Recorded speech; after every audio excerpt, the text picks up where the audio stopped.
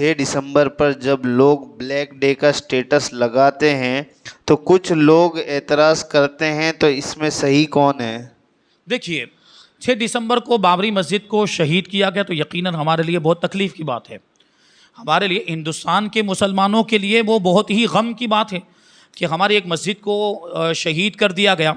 اور پھر وہیں سے سلسلہ یہ شروع ہوا جو ابھی ہم دیکھ رہے ہیں، یعنی درگاہوں پر پھر جو معاملات آ رہے ہیں، پھر دوسری مسجدوں پر جو معاملات آ رہے ہیں، تو وہیں سے ان کی ہمت کھل گئی. یعنی وہاں جو ہم نے خاموشی اختیار کی نا، تو اب یہ اس خاموشی کا نتیجہ، اس کا انجام ہم دیکھ رہے ہیں کہ اب دوسری مسجدوں پر بھی اور ہوتے ہوتے کہاں تک پہنچ گئے، وہ غریب نواز تک پہنچ گئے.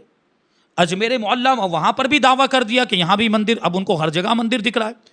اتنے سالوں سے سوئے ہوئے تھے، اتنے سالوں سے ان کو کوئی مندر نہیں دکھ رہا تھا، اب ہر جگہ ان کو مندر دکھ رہے ہیں کہ یہاں بھی مندر تھا، یہاں بھی مندر. جو بھی ہمارے مقدس مقامات ہیں، ہماری مسجدیں، ہماری درگاہیں ہیں، ہماری خانقاہیں، ہمارے مدارس، سب پر ان کی نظر، کیونکہ وہ سمجھتے ہیں کہ یہ ان کے دین کے مرکز ہیں.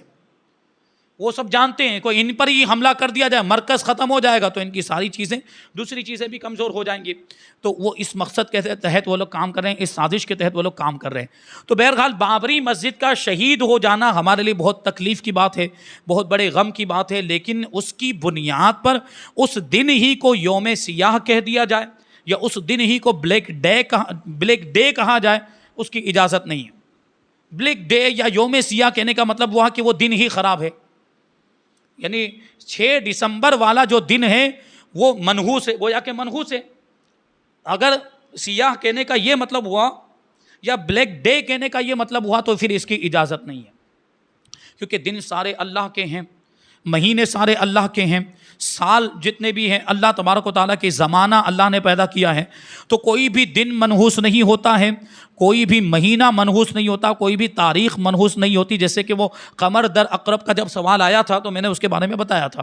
تو اس کو اس اعتبار سے یوم سیاہ یا بلیک ڈے کہنے کی اجازت نہیں ہوگی. الحمدللہ ہمارے پاس جو سوالات آئے تھے وہ مکمل ہوئے. اللہ تبارک و تعالیٰ کی بارگاہ میں دعا ہے کہ جو کچھ بھی بیان ہوا اس پر ہم سب کو عمل کرنے کی توفیق عطا فرمائے، شریعت کے مطابق زندگی گزارنے کی توفیق عطا فرمائے، ایمان کی سلامتی عطا فرمائے اور ایمان پر ہی ہم سب کا خاتمہ فرمائے. وما علینا الا البلاغ. السلام علیکم.